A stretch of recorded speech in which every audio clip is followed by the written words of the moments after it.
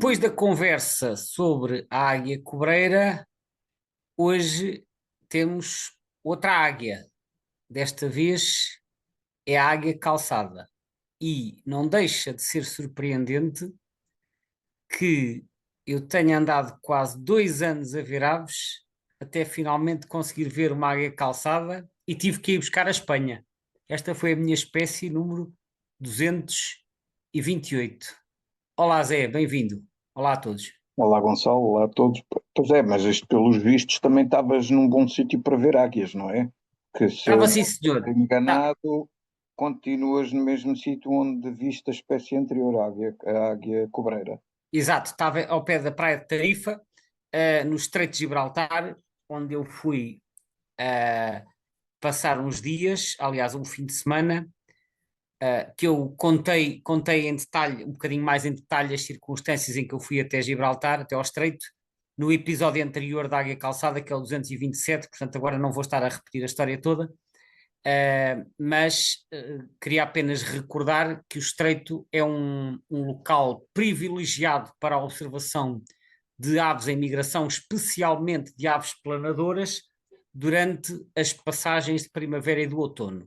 Esta ida ao Estreito foi em setembro de 1989 e setembro é um ponto alto da migração e, portanto, neste dia, entre outras rapinas que lá andavam a passar, passaram também algumas águias calçadas e foi o meu primeiro registro da espécie. Pois é, e esta águia calçada, que para mim também foi o primeiro registro desta espécie, também foi uma coisa quase acidental, porque eu estava, se não me engano, não, estava ali perto da Ponte das Enguias a fotografar não sei o quê, e ela passa-me a voar, a arrasar aos olhos, que esta foi espetáculo. É verdade, foi assim Eu também um registro fotografei inesperado, não é? ao nível do chão, fotografei de cima para baixo. Mas pronto. Boa. Uma coisa curiosa que, quando se fala desta espécie, em particular da identificação desta espécie, é que ela, pelos vistos, tem dois morfos, não é verdade? Tem, e há várias coisas interessantes para referir acerca disso. Tem dois morfos, às vezes há quem diga duas fases. Eu, durante algum tempo, ao princípio, eu também dizia fase clara e fase escura. Depois aprendi que essa designação não é muito correta, porque fase, quando nós usamos o termo fase, isto quase sugere que seja algo transitório, e não é transitório. Aquilo são formas diferentes, é um morfo, é como a cor dos olhos, não muda. Portanto, mas atenção que este erro às vezes até vem da tradução do inglês, porque eu cheguei a ver trabalhos em inglês que diziam pale face e dark face. Portanto, o erro não teve origem no português, foi também um erro de tradução. Portanto, a terminologia correta é morfo claro e morfo escuro, ou eventualmente forma clara e forma escura. Então, a forma clara é a mais comum e é uma ave relativamente fácil de identificar porque é preta e branca. É branca no corpo, é branca nas coberturas infralares, portanto, as penas que cobrem as penas de voo, mas depois as penas de voo são escuras. Portanto, dá-lhe ali um contraste entre o preto e o branco, que se torna bastante evidente. Faz lembrar vagamente o padrão do abutre do Egito, embora esta águia seja mais pequena que o abutre do Egito, e além disso a águia tem a cauda quadrada, enquanto que o abutre do Egito tem a cauda em forma de cunha, como sabemos, assim mais longa ao centro. Mas é uma ave relativamente fácil de identificar. Por cima é escura, com as coberturas douradas e o urupígio também dourado. O morfo escuro esse é menos evidente, é castanho escuro, castanho sobretudo mais escuro nas coberturas, que são claras no morfo claro, a cauda também é castanha escura e portanto esta espécie não, este morfo pode à primeira vista confundir-se com o milhafre preto, ou E com o eventualmente, tartaranhão também, não? sim, ia dizer, eventualmente também com o tartaranhão dos paúis. Como é que se distingue? Distingue-se do milhafre porque não tem a cauda bifurcada. Os milhafres, mesmo os milhafres pretos, têm a cauda levemente bifurcada. A águia calçada tem a cauda quadrada, tal como o morfo claro. O tartaranhão também tem a cauda quadrada, embora um pouco mais estreita que a águia calçada. Mas a melhor forma de confirmar os morfos escuros é ver as partes superiores, porque mesmo as escuras têm as partes superiores com as coberturas douradas que eu referi há pouco e também o urupígio mais claro. Portanto, esta diferença na cor da plumagem manifesta-se na parte inferior e não na parte superior. No caso das aves mais escuras, para quando se tenha dúvidas, também vale a pena procurar duas manchinhas brancas que existem de ambos os lados do pescoço, que contrastam com o resto da plumagem e que nós coloquialmente designamos como luzes de aterragem, por analogia com aqueles faróis que os aviões têm quando se vão aproximar da pista. Já Vê-se dois respondeste a uma faróis. das perguntas que era precisamente porque eu não tinha a certeza absoluta se no morfo escuro também conseguia distinguir essas luzes de aterragem. Se conseguias, em que? Não percebi. Distinguir as luzes de aterragem Em que caso? no morfo escuro. Sim, essas luzes de aterragem são as tais duas manchas brancas, estão presentes nas claras e nas escuras, só que nas claras tu nem precisas de ir à procura dessas luzinhas porque a ave é fácil de identificar. No morfo escuro servem de confirmação da identificação, mas está presente em ambos os morfos. Agora, há aqui mais umas curiosidades que eu gostava de referir acerca desses morfos. O primeiro é que os morfos claros são mais comuns do que os escuros. Portanto, há uma proporção desigual entre ambos os morfos e, de acordo com o Birds of Western Palearctic, portanto, o BWP, às vezes referido como Cramp, que era o nome do primeiro autor, que era o Stanley Cramp, segundo o BWP, a proporção na Europa é de 7 claros para 3 escuros. Portanto, estamos a falar de cerca de 70% de indivíduos claros, mas que quando avançamos para leste, que essa proporção se torna mais igual. Portanto, a proporção de escuros aumenta à medida que se avança para leste.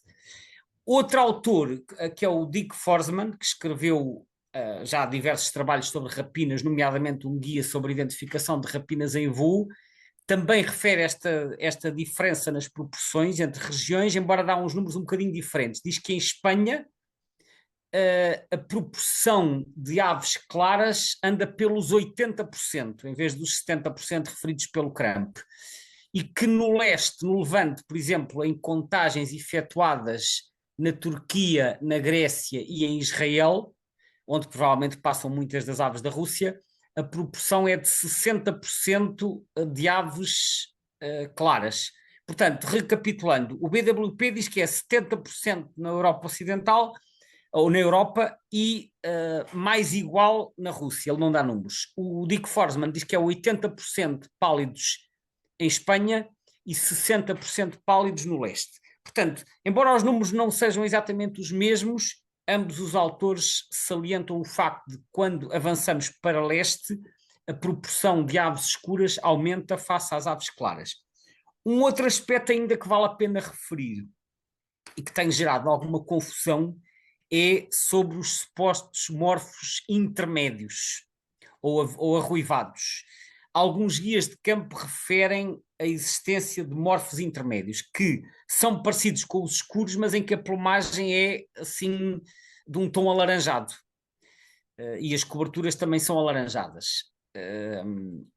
Eu já vi várias pessoas a referirem-se a esses morfos como intermédios. O Dick Forsman, que é um especialista de rapinas, ele diz que esse morfo intermédio ou arruivado, que na verdade representa a variação, o limite, o conjunto mais pálido dentro da variação do morfo escuro. Portanto, ele considera que são morfos escuros um bocadinho mais claros que os outros, mas ainda assim escuros, e que refere também que o morfo escuro é muito mais variável do que às vezes se refere. Eu não sei exatamente. Há algum registro da influência, digamos assim, que esses morfos possam ter, por exemplo, no processo reprodutivo, vamos supor, na escolha das fêmeas ou coisa assim de estilo? Não, aparentemente a presença ou as variações, o aparecimento de dimorfismo aparece de forma mais ou menos aleatória em ambos os sexos. Portanto, não é algo que apareça mais nos machos ou nas fêmeas. Eu atrevo-me a comparar isto um bocado com os olhos vermelhos e os olhos azuis. Portanto, quase certeza há aqui uma questão genética que explica se é um morfo claro ou se é um morfo escuro.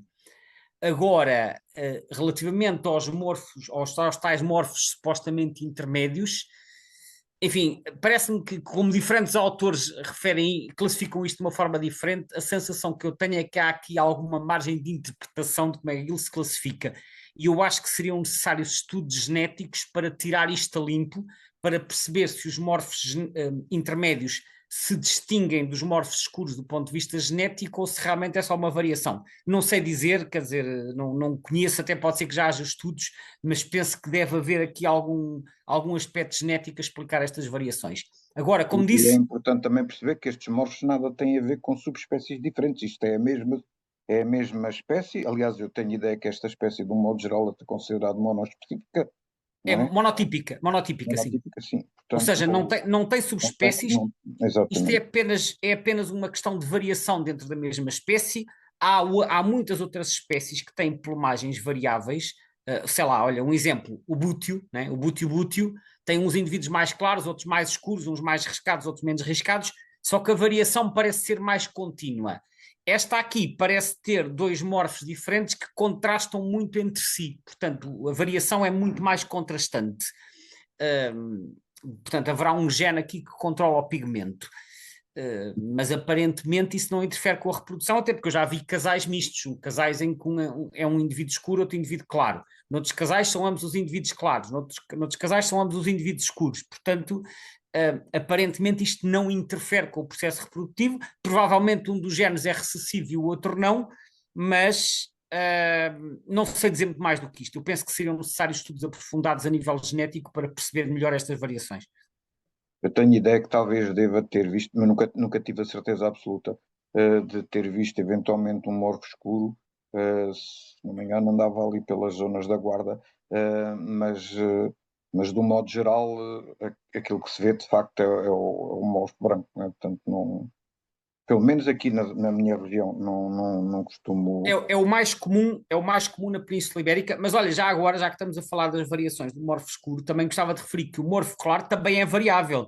Eu já vi alguns, nomeadamente em fotografias que de vez em quando aparecem por aí nas galerias ou nas redes sociais, aparecem algumas que, embora sejam do morfo claro, são fortemente riscadas e, portanto, enquanto que outras são muito mais branquinhas. Portanto, mesmo dentro do morfo claro, pode haver variações quanto às cores que aparecem e à quantidade de riscos, nomeadamente na zona do pescoço e do peito. Uhum. Eh, Esta espécie é daquelas que pertence à descrição original do, do livro da 10ª edição do nosso amigo Linneu, ou isto é outra, É tem mais, outra, é posterior, mas ela foi, não muito posterior, julgo eu, não, não é? foi descrita em 1788 pelo Gmelin. O Gmelin, que foi o Johann Friedrich Gmelin, foi um naturalista alemão do século, portanto, do final do século XVIII, e que publicou aquela que é chamada muitas vezes a 13ª e última edição do Sistema Natura. O Linneu publicou até à 12ª e o Gmelin fez uma espécie de uma extensão da publicação, fez uma 13ª edição, que foi a última, depois disso não houve mais, Ele, embora esta já não fosse escrita pelo ele Linneu. trabalhava, ele trabalhava perto do Linneu. Eu penso que ele, pelo menos ele acompanhou bastante o trabalho do Linneu, embora ele tenha nascido só em 1748, portanto ele é um bocadinho posterior ao Linneu, só Ok. que ele, ele, ele começou a acompanhar o trabalho do Linneu ainda quando era bastante novo, e então ele fez esta 13ª edição. Ele, aliás, é assim, eu estou a explicar mal. Ele editou e publicou a 13ª edição do Sistema Natura, mas já postumamente, ou seja, o trabalho terá sido começado pelo Linneu, que entretanto faleceu, e é o Gmelin que termina esse trabalho, porque o Linneu falece em 1778. E o Gmelin, que acompanhava o trabalho do Linneu, publicou essa 13ª edição com algumas espécies novas. E uma das espécies é, então, esta águia que ele chamou na altura Falco pennatus. Eu recordo, como já referi anteriormente, que a maioria das rapinas de pequeno e médio porte o Linneu tinha colocado no género falco. E, portanto, o Gmelin, seguindo a mesma linha, chamou-lhe Falco pennatus. Só muito mais tarde, em 1844, é que é proposto por um outro naturalista, que é o Caupe, é proposto o género Hieraetus, e então, mais tarde, esta águia passa para o género Hieraetus. Entretanto, também já andou pelo género Aquila, portanto, isto às vezes vão saltitando de uns géneros para outros. Atualmente está no género Hieraetus pennatus, mas sim, foi descrito em 1788 pelo Gmelin. E entretanto, portanto, a Eretos, como ele ainda se mantém, não é? Neste E momento, como sim. dissemos há pouco, portanto, monotípico, não há É subespécies dessa monotípico, espécie. significa não há subespécies, portanto é só Hieraetus pennatus, sem mais Uhum. nada. E tem uma distribuição um bocado também sul da Europa, como a águia cobreira que vimos, mas se bem que se tem também um bocado aí pela Ásia afora, não é? Como a águia cobreira, mas com uma diferença muito importante, não há na Itália. Ou seja, enquanto a águia cobreira se estende por todo o sul da Europa, vai até meio de França e, e depois estende-se até aos Balcãs e continua também um bocado pela Ásia, mas aparece na Itália, na Eslovénia, na Croácia. A águia calçada tem duas zonas disjuntas na Europa. Tem uma população ocidental, que é basicamente Península Ibérica e uma boa parte de França. Depois não há em Itália, não há na Eslovénia, não há na Croácia, isto estou a ver no mapa do Birds of the World, e depois aparece nos Balcãs mais para leste e para sul. Há depois então na Bósnia, na Grécia, na Macedónia, na Bulgária, na Roménia e depois também em vários países asiáticos, até à Mongólia e à China, mas com descontinuidades. E depois, curiosamente, há uma população sedentária na África do Sul, imagina. Monotípica, mas tem aquela população sedentária que se reproduz por lá. Então, as populações europeias, na sua maioria, vão invernar na África subsaariana, portanto, atravessam ou pelo Estreito de Gibraltar ou pelo Bósforo, e depois as populações asiáticas, uma grande parte vai invernar à Índia, que é também outra zona importante de invernada da águia calçada. E depois, à medida que vamos olhando aqui para mais perto de nós, portanto, realmente há ali uma falha entre, entre a França e os outros países, depois para lá da Itália, não é? Exato. E aqui, pelos vistos, França, Espanha e Portugal são bastante importantes então para esta espécie. São, sem dúvida, tanto a população espanhola e a população portuguesa tem vários milhares de casais, e aparentemente encontra-se em expansão. Depois no leste da Europa também será razoavelmente comum, mas agora deixamos, focando mais na parte da Península Ibérica, efetivamente ela tem uma distribuição bastante vasta na Península e ainda por cima parece encontrar-se em expansão. Por isso é o que é a situação atual, mas apesar de estar em expansão na Península Ibérica, eu estava a ver até o mapa do Atlas Europeu, mesmo assim isso não foi suficiente, ou seja, apesar de estarem a expandir não só em Portugal e Espanha, mas também em França, ainda assim elas não chegaram à Itália, é curioso, não é? Depois, até porque, curiosamente, agora que estás a falar na questão da expansão, quando nós olhamos para o mapa do EBBA2, né, portanto, do Atlas europeu, aquilo que se nota de facto é que há uma expansão, mas a expansão é sempre, digamos, junto à área onde ela já existia historicamente, não é? Isso é o normal também, parece-me. Isso é o normal, porque elas, quer dizer, há muitas espécies mesmo migradoras que são filopátricas, ou seja, elas voltam à região onde nasceram, embora se os territórios já estiverem ocupados, elas podem ir em busca de novos territórios para ocupar. Imagina, se há uma espécie que tem muitos recursos alimentares, ela pode estar a expandir, mas se os territórios estiverem ocupados, quem já lá está não vai deixar que novos indivíduos se instalem. E, portanto, esses novos indivíduos vão procurar zonas próximas, não vão migrar 500 ou 1000 quilómetros se encontrarem uma zona boa ali ao lado. Por isso é que estas expansões se vão dando de forma progressiva. E agora, se houver uma enorme expansão, obviamente que elas vão. Olha, os abelharucos foram-se expandindo para norte de tal maneira que já chegaram à Alemanha e à Dinamarca. mas esses expandiram-se rapidamente. Noutras espécies, a expansão pode ser mais lenta, mas se as condições forem favoráveis, elas podem continuar a expandir. Só que, por outro lado, se a dada altura chegarem a uma zona em que deixa de haver alimento ou deixa de haver suporte para construir ninhos, a expansão aí termina. A menos que elas se consigam adaptar a novos habitats, por exemplo. Portanto, o que nós vemos na Europa é, acima de tudo, uma expansão bastante considerável na Península Ibérica e na população francesa, mas no leste da Europa, na população do leste, que vai desde a Polónia, passando pela Hungria e até aos Balcãs, aí já parece haver algumas áreas importantes em que a espécie Uma está a retração, diminuir. não é? Pois. Embora também haja expansões registradas na Roménia e na Ucrânia. Portanto, no leste a situação parece-me ser mista. No oeste parece-me ser clara expansão. Uhum. Mas quando vamos ver o mapa da abundância, Espanha, até parece quase que se vê ali uma fronteira entre Portugal e Espanha. Bom, isso acontece com muitas rapinas. Aliás, é uma piada que às vezes se faz, que é dizer que as aves de rapina sabem onde é que está a fronteira. Isto acontece muito com grandes rapinas, que nós passamos a fronteira para a Espanha e começamos logo a ver rapinas a maiores quantidades, milhafres, águias, abutres, etc. Isto já é uma situação.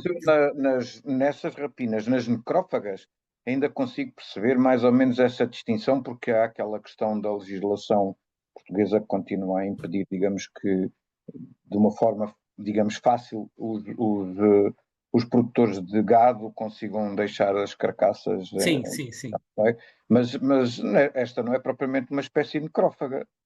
Não, não, mas eu acho, embora é verdade que isso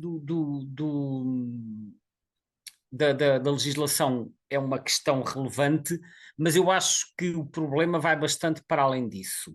Até porque eu acho que é anterior, essa legislação apareceu sobretudo depois da crise das vacas loucas, que foi ali por volta do ano 2000, não me recordo do ano exato, mas foi por essa altura.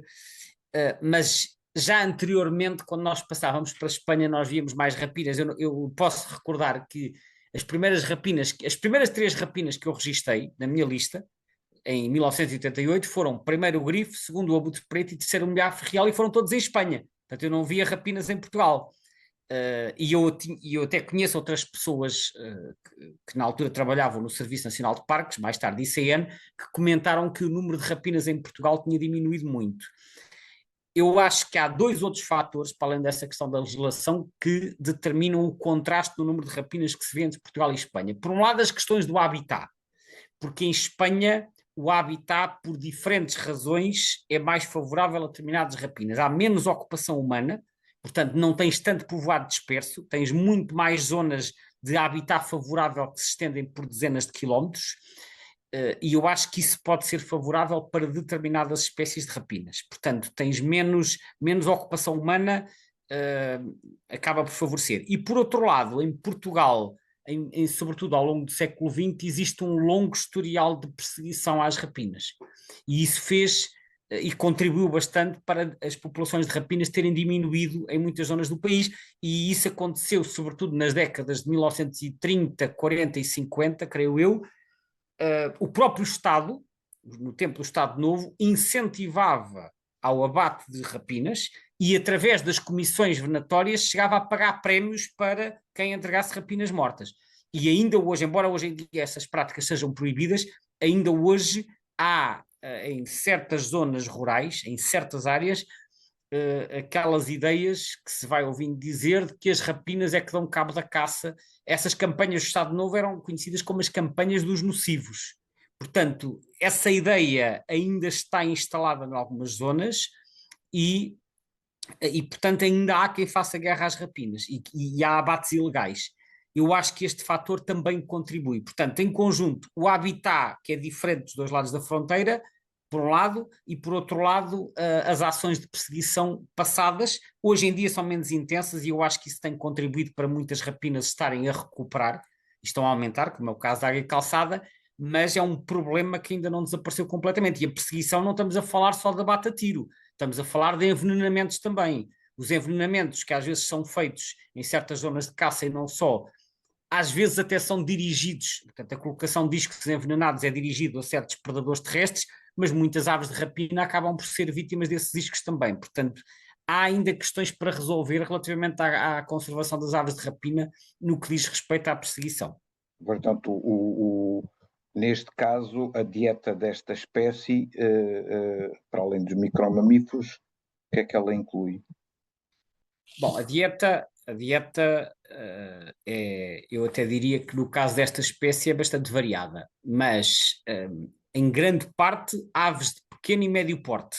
Portanto, elas podem apanhar muitas aves. Não dependem tanto das aves como os gaviões e os açores, mas dependem de captura de aves e depois répteis e pequenos mamíferos. Isto segundo o CRAMP, o Birds of Western Palearctic. Houve um estudo feito há uns anos na zona de Arraiolos e com base na identificação de cerca de 90 presas, verificou-se que os mamíferos é que contribuíam de forma mais significativa para a biomassa consumida, especialmente coelhos, que eram 38% do total de presas. No caso das aves, que eram mais de metade das presas, o estorninho preto foi a espécie que apareceu mais vezes. Mas as aves, como são mais pequenas, davam um contributo menor para a biomassa ingerida. Portanto, resumindo, elas capturam bastantes aves e alguns mamíferos. Dentro dos mamíferos destaca-se o coelho, que pelo seu maior tamanho é o que dá mais contributo para a biomassa ingerida. Estas espécies, digamos que eles caçam, nomeadamente o coelho, que muitas vezes são afetados por doenças que nós já vamos conhecendo e ouvindo notícias. Há o risco também destas doenças afetarem estas populações de aves? Bom, não sei responder diretamente, mas porque não é a minha especialidade essa parte da propagação de doenças por via alimentar, mas eu diria que, sabendo-se, como se sabe, que os predadores tendem a preferir capturar indivíduos debilitados ou doentes, porque são aqueles que se deixam apanhar mais facilmente, e que isso até acaba por contribuir para a saúde das populações das presas, eu diria que se eles conseguem capturar os indivíduos doentes e conseguem sobreviver, que os predadores devem ter no seu organismo capacidade de resistir às doenças dos animais ingeridos, porque senão... Significa que temos aqui, neste caso, até mesmo do ponto de vista cinegético, uma espécie que ajuda precisamente a manter as populações, neste caso dos coelhos, não é? Evidentemente, isso aplica-se a esta e a muitos outros predadores, ou seja, os predadores acabam por contribuir para a saúde das populações de presas. Só que, às vezes, as ideias existentes vão no sentido inverso, vão no sentido de que estes predadores dão cabo da caça e, portanto, são um alvo a bater. Quando, na verdade, imagina um coelho que apareça à frente de um caçador que esteja doente com mixomatose, o caçador que vê aquele animal doente provavelmente não vai querer caçá-lo porque não sabe em que condições é que aquilo está para ser consumido. Mas os predadores muitas vezes mais facilmente vão atacar esses indivíduos. Portanto, é como dizes, eles acabam por desempenhar um papel sanitário muito relevante. Só para terminar, a espécie tinha um estatuto de quase ameaçada e passou para não preocupante. Estamos aqui mais ou menos uma vez perante uma situação de sucesso de medidas de conservação ou é a espécie que por si está a regenerar? Eu diria que tem havido uma forte expansão desta ave.